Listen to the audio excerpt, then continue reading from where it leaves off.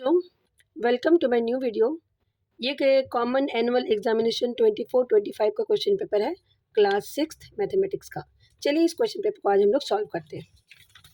जिन बच्चों के मैथ्स के पेपर अभी नहीं हुए हैं उनको ज़्यादा से ज़्यादा क्वेश्चन पेपर बनाकर जाना चाहिए ताकि उनको एक आइडिया मिले कि कैसे कैसे क्वेश्चन एग्जाम में आते हैं। ठीक है, सेक्शन ए है इसमें, each question carry 1 mark. Section A बच्चों हर क्वेश्चन 1 मार्क का है। ठीक है, तो चलिए, the difference of the smallest 3 digit number and the largest 2 digit number is. Smallest 3 digit number क्या होता है बच्चों? स्मॉलेस्ट 3 डिजिट नंबर होता है 100 और ग्रेटेस्ट 2 डिजिट नंबर होता है 99। इनके बीच का डिफरेंस बोल रहा है क्या होगा, यानी इन दोनों को माइनस करने के जो आंसर आएगा वो क्या होगा? 1। So answer B. ठीक है, the product of a whole number and its successor is. Whole number और उसके सक्सेसर का प्रोडक्ट क्या होता है? तो बच्चों होल नंबर्स क्या होते हैं?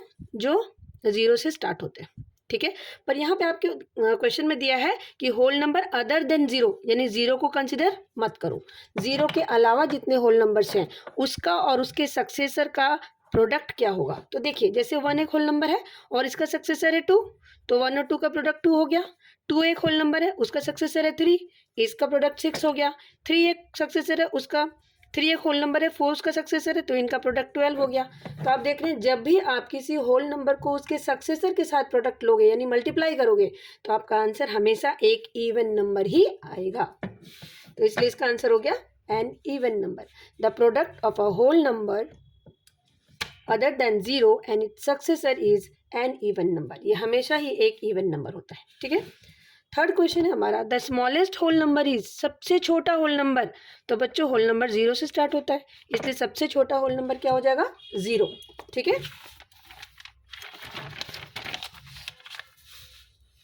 नेक्स्ट है, if a number is divisible by 2 and 3 both then it is divisible by. तो आपने पढ़ा है कोई भी नंबर अगर 2 से भी डिविजिबल होता है और 3 से भी डिविजिबल होता है तो वो इनके प्रोडक्ट यानी 2 इंटू 3 6 से भी डिविजिबल होगा। कोई भी नंबर अगर 2 नंबर से डिविजिबल होता है तो वो उसके प्रोडक्ट से भी डिविजिबल होगा। ठीक है, तो if a number is divisible by 2 and 3 both then it is divisible by 6 also. ठीक है, वो which number that is neither prime nor composite. इसमें से कौन सा नंबर है जो ना तो प्राइम है और नहीं कंपोजिट है? ठीक है, तो 1 is neither a prime number nor a composite number. 1 को हम यूनिक नंबर कहते हैं। 1 is known as unique number. ठीक है, what is opposite of 50 kilometre south. 50 kilometre south का ऑपोजिट क्या होगा बच्चों? तो 50 किलोमीटर नॉर्थ, ऑप्शन नंबर सी।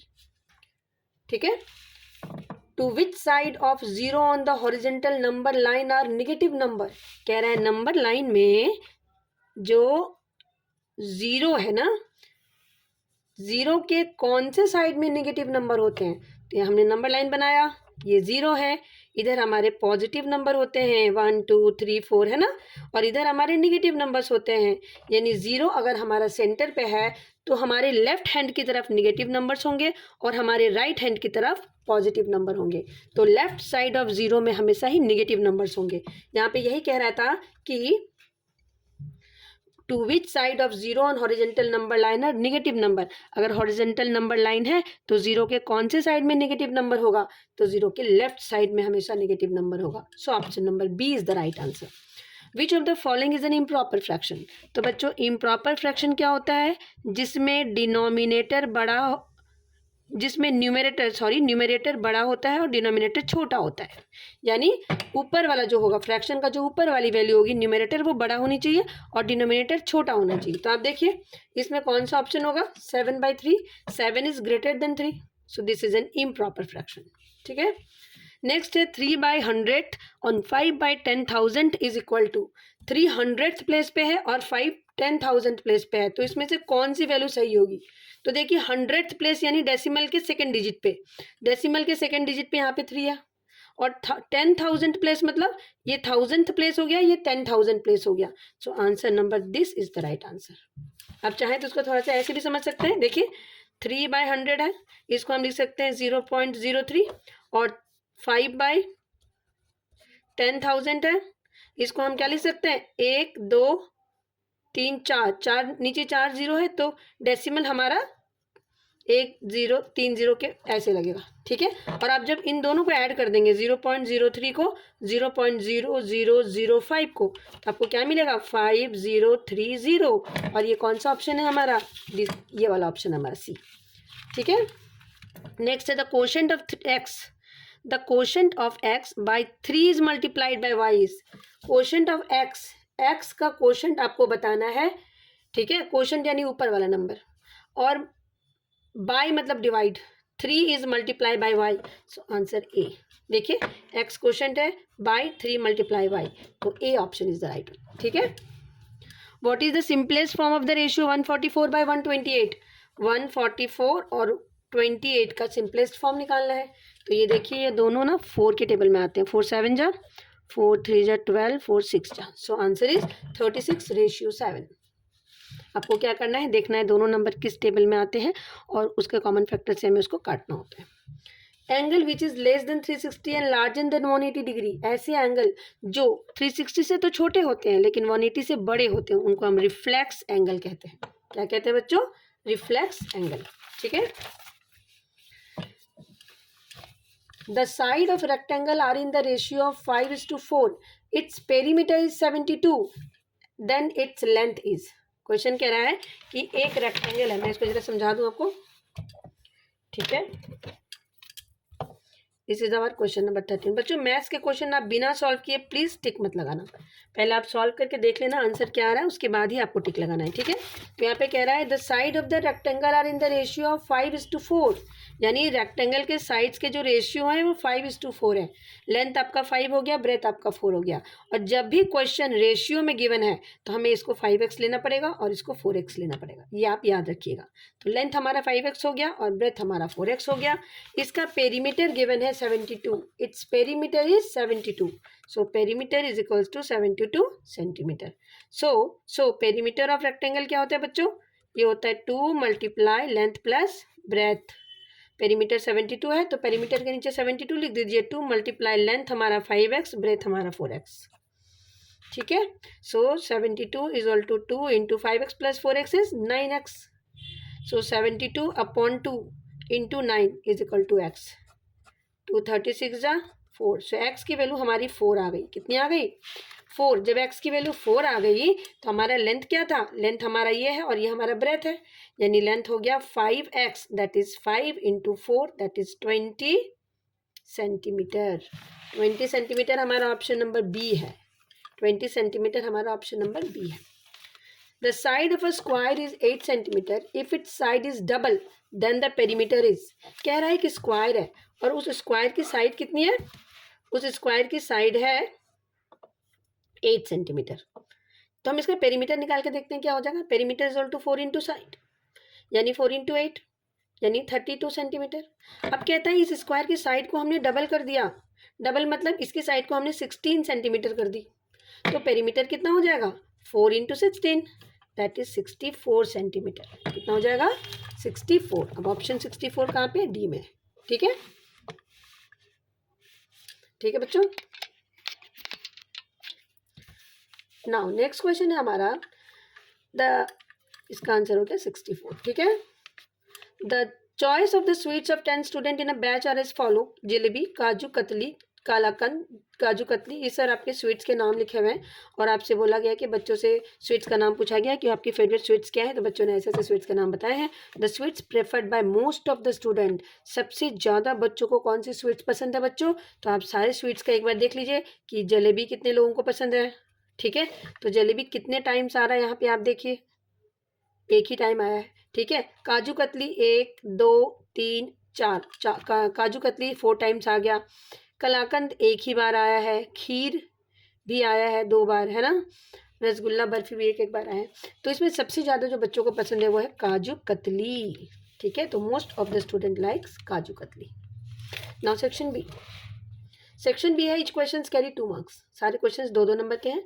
राइट 4 होल नंबर्स, ठीक है, right 4 whole numbers occurring just before 10,001, 10,001 से पहले आने वाले होल नंबर्स। तो जब भी आपसे कहेगा अकरिंग जस्ट बिफोर, इसका मतलब है आपको इसके प्रीडिसेसर की तरफ जाना है, पीछे की तरफ। तो यहाँ पे क्या है बच्चों, 10,001, तो इससे पहले क्या आएगा, 10,000 आएगा, देन 9,999 आएगा, देन 9,998 आएगा। आपको करना क्या है, ये जो नंबर आपको गिवन होता है उसमें -1 करते जाना है और आंसर लाते जाना है, ठीक है। इसमें -1 करोगे आपको तो 10,000 आएगा, फिर इसमें -1 करोगे तो 9,999 आएगा ना, फिर इसमें -1 करोगे तो 9,998 आएगा। तो आप देख रहे हो आपकी जो 3 नंबर्स हैं जो इसके प्रीसीडिंग नंबर्स होंगे वो हो जाएंगे 10,000, 999 एंड 998। ओके, नेक्स्ट है आपका question number 2, find the HCF of the following number. In numbers के एचसीएफ निकालने, किसके, 18 और 60 के एचसीएफ क्या होंगे। तो बच्चों एचसीएफ निकालने के लिए आपको क्या करना होता है, एचसीएफ निकालने के लिए आपको उसका प्राइम फैक्टर निकालना होता है, किसका, जो नंबर आपके गिवन है, और फिर उसका ने कॉमन लेना होता है, ठीक है। तो हमारे पास है 18 और 60, हम दोनों का प्राइम फैक्टर निकाल लेते हैं। 2 9 ज़ा 18, 3 3 ज़ा 9, 3 1 ज़ा 60 का भी प्राइम फैक्टर निकाल लीजिए। 2 30, 2 15, 3 5 5 1। तो आप देख पा रहे हैं 18 के फैक्टर हो गए 2 इंटू 3 इंटू 3, और 60 के फैक्टर्स हो गए 2 इंटू 2 इंटू 3 इंटू 5, ये हो गए 60 के। तो आप देखिए दोनों में कॉमन फैक्टर कौन सा है, जो दोनों में होता है ना कॉमन फैक्टर, वही एचसीएफ होता है। इसमें से एक 2 है और इसमें से एक 3 है ना। तो एचसीएफ क्या हो जाएगा बच्चों, एचसीएफ हो जाएगा 2 इंटू 3 दैट इज 6, ठीक है। 18 और 16 का एचसीएफ आ गया। आते हैं हम नेक्स्ट क्वेश्चन पे, जिसमें हमारा है 27 एंड 63, 27 एंड 63। तो 27 का भी हम प्राइम फैक्टर निकालते हैं, 3 9 जा, 3 3 जा, 3 1 जा। 63 का निकालते हैं, ठीक है, ये हमने निकाल लिया। तो 27 के हमारे फैक्टर आ गए 3 इंटू 3 इंटू 3, 63 के हमारे फैक्टर्स आ गए 3 इंटू 3 इंटू 7। अब दोनों में देखिए कॉमन फैक्टर कौन सा बच्चों, इसमें एक 3 है, इसमें भी एक 3 है, तो जो कॉमन होता है उसमें से एक एक हम सेलेक्ट कर लेते हैं और वही हमारा एचसीएफ हो जाता है। तो एचसीएफ हो गया हमारा 27 और 63 का 9, ठीक है। Represent the following number as integers with their appropriate sign. यहाँ पे जो क्वेश्चन दिया है उसको पढ़ना है और आपको इंटीजर वाले साइन लगा कर इसको लिखने हैं, ठीक है। An aeroplane is flying at a height of 2000 metre above the surface. Aeroplane जो है वो सरफेस से 2000 मीटर ऊपर उड़ रहा है। तो जब ऊपर की बात करें अबव, इसका मतलब है वो नंबर लाइन में पॉजिटिव की बात कर रहा है, तो इसका हो जाएगा +2000 मीटर, ठीक है। अगर बिलो होता तो हम इसको -2000 मीटर लिखते।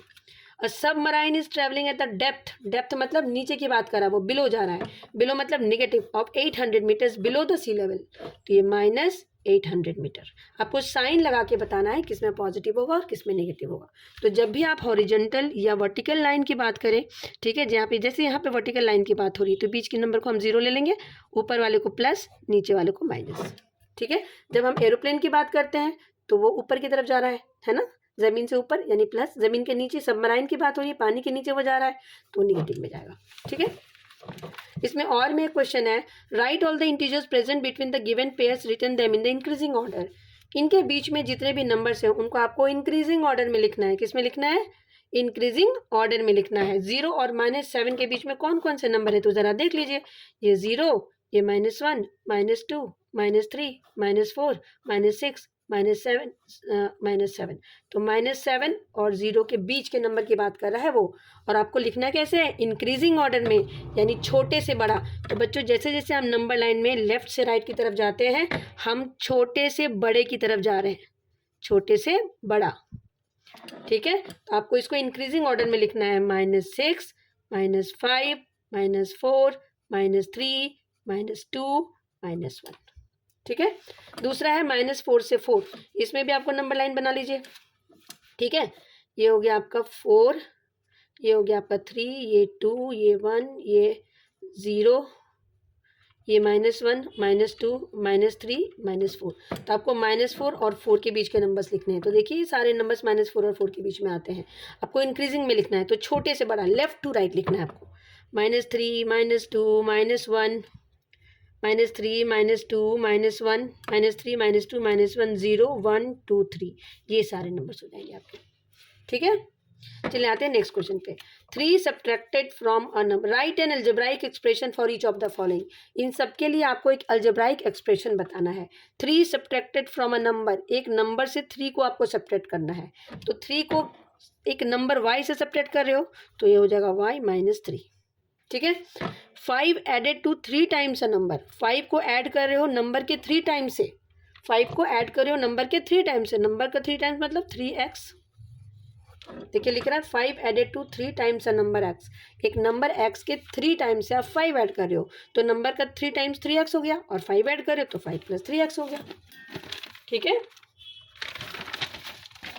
नेक्स्ट है हमारा, out of 30 student in the class 6 like football and 12 like cricket, 6 like football, 12 like cricket and remaining like tennis. Find the ratio of, कह रहा है एक क्लास में 30 स्टूडेंट्स हैं, टोटल स्टूडेंट्स कितने हैं 30, इसमें से फुटबॉल कितने स्टूडेंट्स को पसंद है बच्चों, फुटबॉल पसंद है 6 को, क्रिकेट पसंद है 12 को, और बाकी को टेनिस, तो टेनिस कितने को पसंद होगा बताओ, टेनिस पसंद होगा 30 में से माइनस कर दो 6 + 12 को, जिन जिन को फुटबॉल और क्रिकेट पसंद है उनको ऐड करके टोटल से माइनस कर दो तो आपको टेनिस वाले निकल जाएंगे, यानी 12 लोगों को टेनिस पसंद है। अब आपसे क्वेश्चन कह रहा है कि find the ratio of number of student liking football to number of student liking tennis.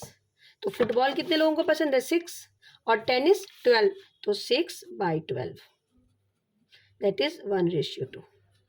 वैसे ही है number of student liking cricket to total number of student, तो क्रिकेट वाले ऊपर और टोटल नंबर वाले नीचे, क्रिकेट 12 टोटल 30, सो 12/30, 6 2 जा 6 5 जा, सो आंसर इज 2:5। ठीक है, नेक्स्ट क्वेश्चन है, draw a rough diagram to illustrate the following. Open curve, एक ओपन कर्व आपको बनाना, ओपन मतलब खुला हुआ कर्व, कुछ भी बना दीजिए, ऐसे बना दीजिए, ऐसे बना दीजिए, आपकी मर्जी। क्लोज्ड कर्व आपको बनाना है, क्लोज यानी बंद कर्व, एक सर्कल बना सकते हैं आप,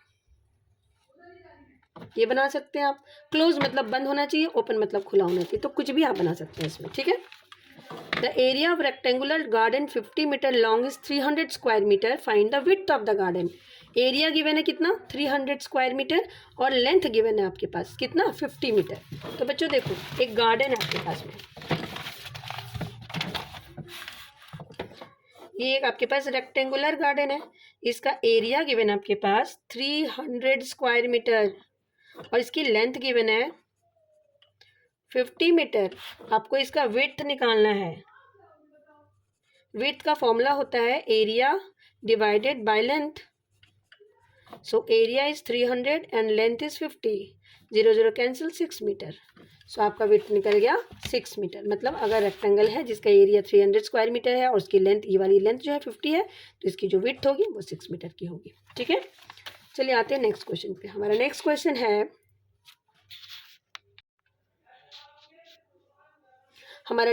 है, section C, find the least number which when divided by 6 15 and 18 leaves remainder 5 in each case.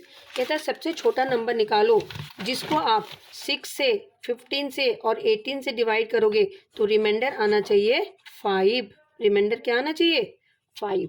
तो बच्चों सबसे पहले हम एलसीएम निकालेंगे, एलसीएम ऑफ 6 15 एंड 18। ठीक है, तो एलसीएम निकाल के देखते हैं क्या आ रहा है, 6 15 18, ये तीनों देखिए 3 के टेबल में आते हैं, तो हम 3 से डिवाइड करेंगे इसको, 3 2 जा 6, 3 5 जा 15, 3 6 जा 18।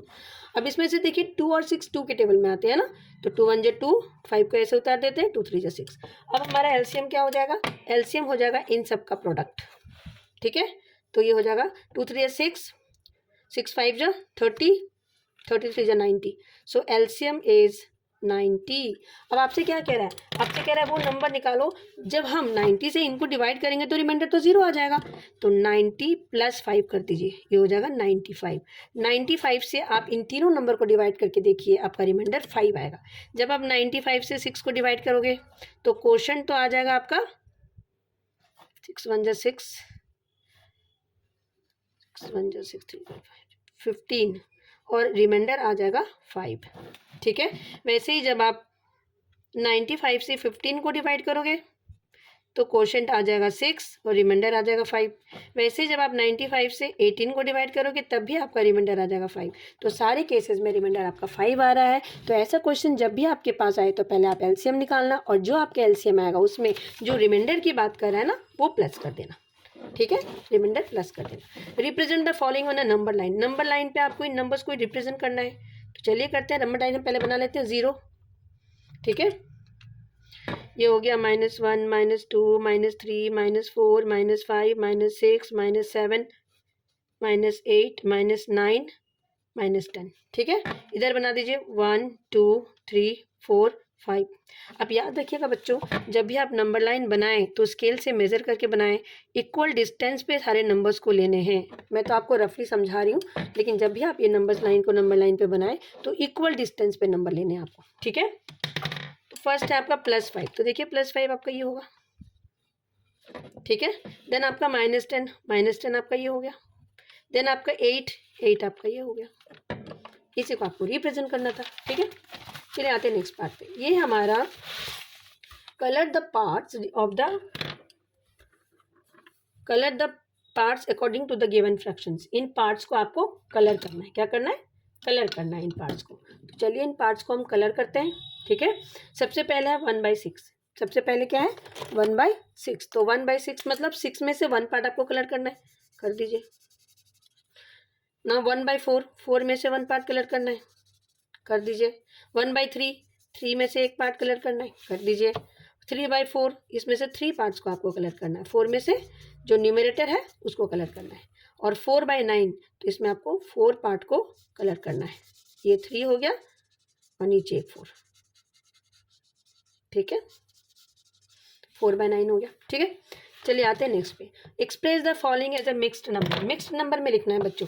तो मिक्स्ड नंबर में लिखने के लिए आपको याद रखना, क्वोशंट को साइड में लिखना होता है, रिमाइंडर को ऊपर लिखना होता है और डिवाइजर को नीचे लिखना होता है। ठीक है, अब देखिए 20/30 है तो 20 को आप 20/3 को डिवाइड कीजिए। 3 6 जा 18 2। सो क्वोशंट हमारा 6 आ रहा है तो हम 6 को साइड में लिखेंगे, रिमाइंडर को ऊपर लिखेंगे और डिवाइजर को नीचे। 3 6 जा 18 + 2 20। चेक भी कर लेंगे हम कि हमारा सही है या नहीं है। 11/15, 11 को 5 से डिवाइड कीजिए। 5 2 जा 10, रिमाइंडर इज 1। सो क्वोशंट को साइड में, रिमाइंडर को ऊपर, जिससे डिवाइड किया उसको नीचे। अब चेक कर लीजिए। 5 2 जा 10, 10 + 1 11। 17/7, 17 को 7 से डिवाइड कीजिए। 7 2 जा 14, 3। सो 2 3/7। 7 2 जा 14, 14 + 3 17 बन गया। Use the figure to name. इन फिगर को यूज करके नेम कीजिए। Line passes through A. A से कौन सा लाइन पास कर रहा है? तो ए से ए ई, ये ए ई लाइन ए से पास कर रहा है, इसलिए हो जाएगा A E. Line on which O lies. O कौन से लाइन पे लाई कर रहा है? तो ओ इस सी ओ पे लाई कर रहा है, देखिए, है ना। तो हम लिख देंगे सी ओ। नेक्स्ट है 2 pair of intersecting line. Intersecting line वो होते हैं जो एक दूसरे को काटते हैं। तो देखिए ये सी डी और ए ई एक दूसरे को काट रहा है। सी डी सॉरी सी ओ है, ये सी ओ एंड ए ई। ठीक है, तो सी ओ एंड ए ई। दूसरा E F and A E, E F and A E. देखिए ई एफ ये वाली लाइन है छोटी वाली और ए ये लंबी वाली लाइन है, तो दोनों लाइन एक दूसरे को काट रही है। तो ये दोनों हैं आपके 2 पेयर्स ऑफ इंटरसेक्टिंग लाइंस।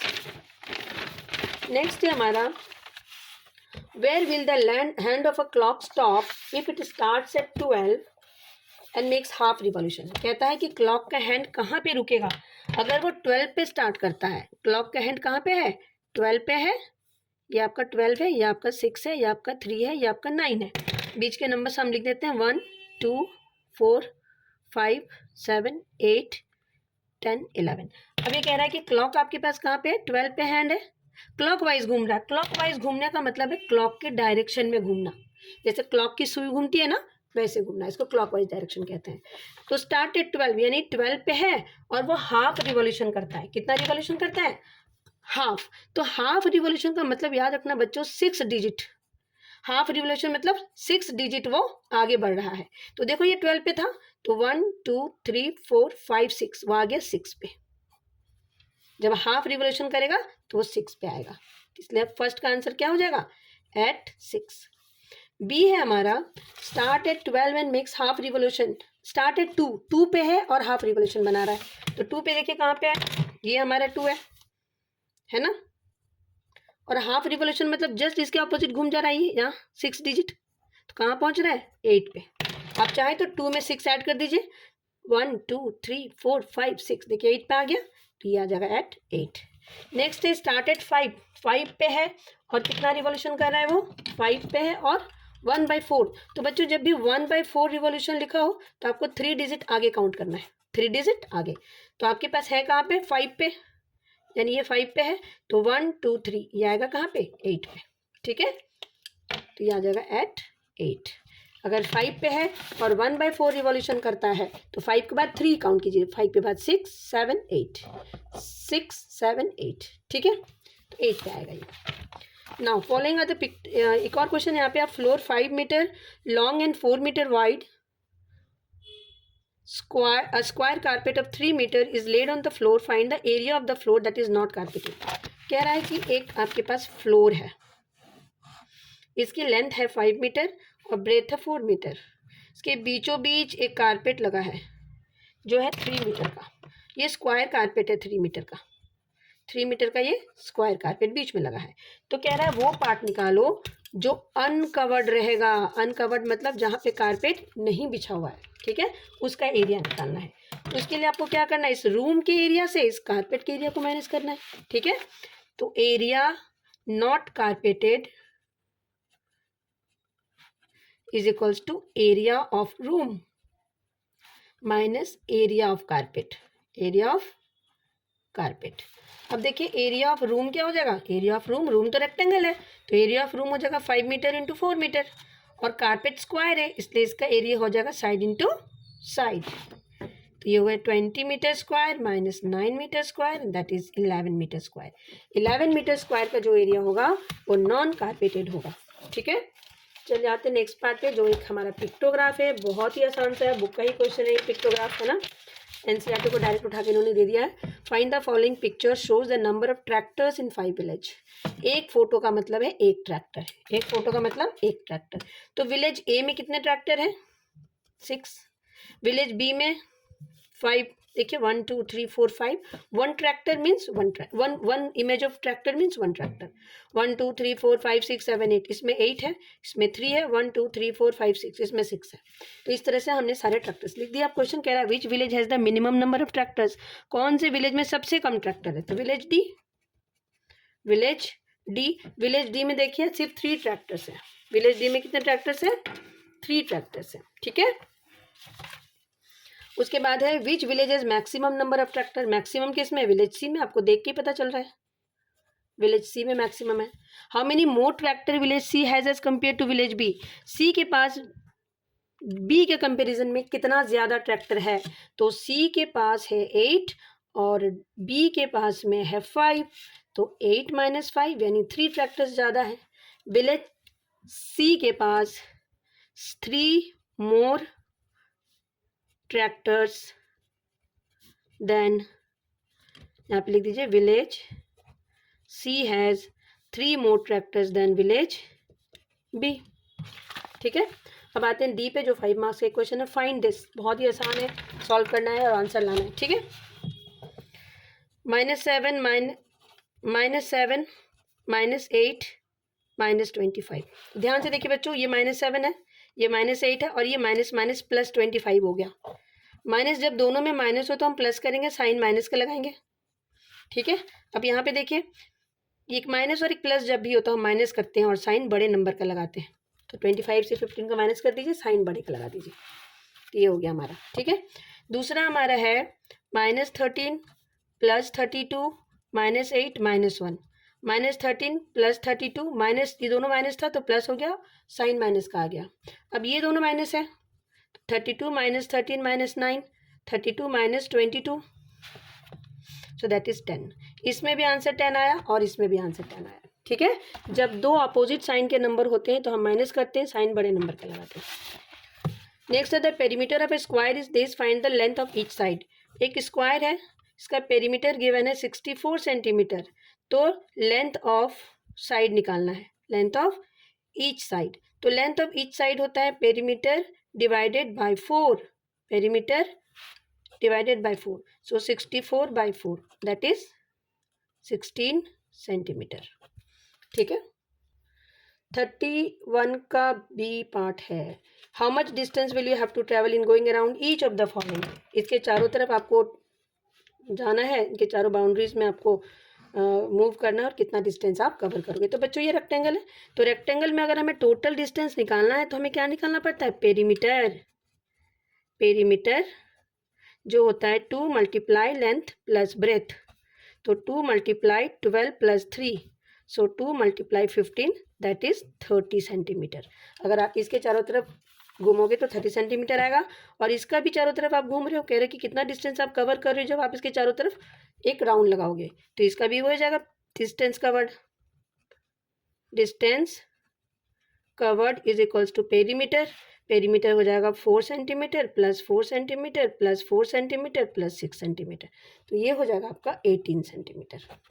बस यही निकालना था कि इन फिगर्स के, अगर आप एक बार इनकी फिगर्स के बाउंड्रीज में आप वॉक करते हो तो कितना डिस्टेंस आपको कवर करना है. ठीक है, तो ये था हमारा क्वेश्चन पेपर क्लास 6 का 2024-25 का लेटेस्ट पेपर है. प्लीज़ बना के जाइएगा, प्रैक्टिस कीजिए, ज़्यादा स्कोर करिए. Thank you so much.